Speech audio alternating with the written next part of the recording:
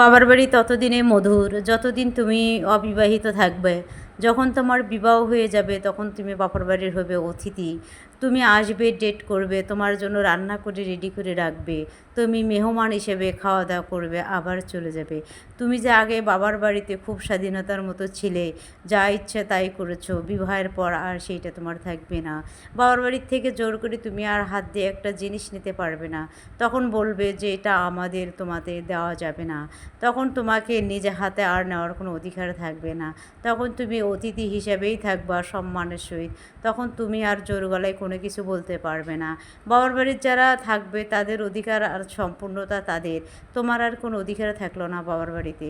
আর যদি বাবা মারা যায় তাহলে তো বাকি অধিকারটুকু তুমি হারিয়ে ফেললে। তাই স্বামীর বাড়িতে তুমি আপন করে স্বামীর বাড়িতে তুমি থাকো। তোমার তো কোনো বাড়ি নাই, মেয়ে মানুষ, তুমি হচ্ছে নিঃস্ব। যতদিন তুমি বিবাহ হয় নাই ততদিন তুমি বাবার বাড়িতে ছিলে, বাবার পরিচয়। যখন তোমার বিবাহ হয়ে গেল তখন তোমার পরিচয় হলো স্বামীর পরিচয়।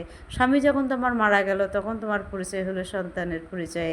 তাই বোনেরা স্বামীর বাড়িতে মানে সহিত সংসার করে খাবে, স্বামীকে অসম্মান করবে না, স্বামীর পরিবারকে সম্মান দিয়ে আগলে রাখবে। বন্ধুরা, ভিডিওটি ভালো লাগলে লাইক কমেন্ট শেয়ার দিবে।